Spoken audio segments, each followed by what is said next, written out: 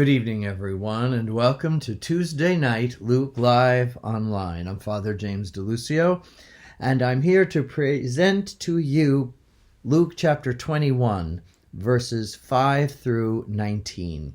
Now be prepared, because Jesus is going to give us examples of what is known as apocalyptic discourse, a form of preaching and use of images that was pretty standard for the prophetic tradition of the Hebrew world. He's building upon images of the prophets that came before him: Isaiah, Ezekiel, Jeremiah, Hosea, Malachi, so many others, Daniel in particular, who were preaching and whose words were recorded by, well, not recorded, written down by his disciples some 500 years before Jesus' time. So he's very much rooted in that very powerful Jewish tradition. So we have to recognize that and find aspects to see its import for us today. And remember that for all of the images, which are a bit frightening, he's just a great realist, as the prophets were. They just saw the errors of the ways of the world and the foolish ways of people giving in to temptations of power and greed, and how destructive that is. But there's something we can do about it, and Jesus is going to let us know in this section. And sections to come, there'll be even more verses with apocalyptic imagery to come.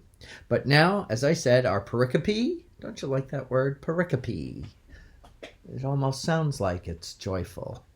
Luke chapter 21, verses 5 through 19. While some of the people were talking about how the temple was adorned with costly stones and votive offerings, Jesus said to them, "All that you see here, the days will come when there will not be left one stone upon another stone that will not be thrown down." Then they said to him, "Teacher, when will this happen? And what signs will there be before these things are about to happen?" And he answered them, "There will be many who will come in my name and say, 'I am he,' and the time has come. Do not follow them.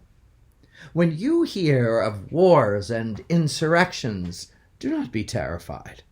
For such things must happen first, and it will not immediately be the end." And then he said to them, "Nations will rise against nations, and kingdoms against kingdoms. And there will be powerful earthquakes, famines, and plagues from place to place. And awesome sights and mighty signs will come from the sky. But before all these things happen, first they will seize and persecute you. They will hand you over to synagogues and to prisons, and have you led before kings and governors because of my name. It will lead to your giving testimony. But remember, you are not to prepare your defense beforehand, for I myself will give you wisdom in speech that your adversaries will find be powerless to resist or refute."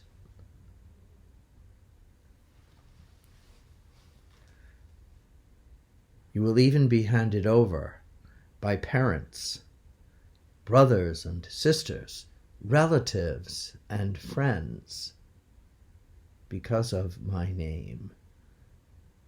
And some of you they will put to death. You will all be hated by all because of me. But not a hair on your head will be destroyed. By your perseverance, you will secure your lives. The Gospel of the Lord. this material world is fleeting, and all that we value, and can rightly value for many good reasons, it's not going to last forever. It is going to all be transformed if we follow the whole picture of the Hebrew and Christian scriptures and we bring them all together. Some transformation is about to come. Jesus' resurrection, which we're celebrating in this Easter season, gives us a very, very important clue to ponder. How things can still remain physical and yet be beyond the limits of what we know now by physics and biology. But it's like St. Paul writes, the world is still groaning to come to this final, ultimate purpose for which God made all of this creation. And all of these relationships will finally bond together in God's purpose. And that's why to understand these teachings, this last line is so important. By your perseverance, we will secure our lives, because the world is crazy. There's signs of evil everywhere. I'm even more and more conscious of that with all that goes on and all these shootings in our country these past several weeks. There really is evil in the world, but Jesus wants us to look for the signs of where there's goodness, where there's cooperation, where there's perseverance. And yes, it's even most difficult when these difficulties and conflicts are right within our family members and our friends, and we feel betrayed and disappointed. But not a hair on our heads, even what little we have left, will be destroyed. Of course, obviously, that's very figuratively. It's just a very he's speaking very figuratively. That when we're grounded and we're persevering in what is important, and that is manifesting God's love, forgiveness for the world. One word. Pass that on. I think that's an important concept. Love, forgiveness for the world, and finding there are many people in our faith and in many of the faiths of the world who want this bonding of common purpose, of love, forgiveness, and keep working on a deeper sense that we're here not just for ourselves, that there is a greater plan, and that there are importance of finding solidarity in moral values, and that there are absolute values, there are absolute truths, there is absolute goodness. Love is something that is absolute. It's much more than just a feeling. It's a commitment to something that is essential, that's organic to the cosmos, and how important that is. In my work now, I'm working for the Paulist, a representative for multi-faith and ecumenical dialogue, and I came across something that I missed. In 2015, there was this marvelous document from the Orthodox rabbis in America that stating in recognition of Nostra Aetate, the document from Vatican II in 1965, proclaiming the validity of the covenant with the Jews, that we don't surpass that covenant. A covenant with God is irrevocable, as Paul wrote in the letter to the Romans in chapter 11, some 2,000 years ago, but it seems it took us till 1965 to really claim that as a center of our friendship with the Jewish people. This group of Orthodox rabbis said, we also would like to acknowledge the validity that Christianity is an offshoot of our very faith, that we're worshiping the same God, and that we must work together to affirm and invite people to deeper moral values, that we need this friendship for cooperation, because this is the vision of God. This was the vision of the prophets. This is the vision of Jesus. This is the invitation for everyone. So it was very heartening to find. I'm going to try and promulgate that a little bit, because I think a lot of people didn't know about this document, and it's called To Do the Will of the Father in Heaven Toward a Partnership Between Jews and Christians.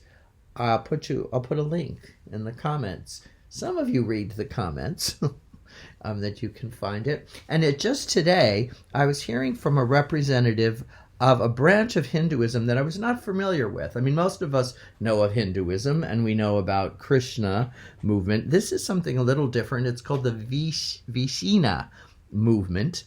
It includes many of the teachings of Buddha, but I was told 9 other prophets, a total of 10.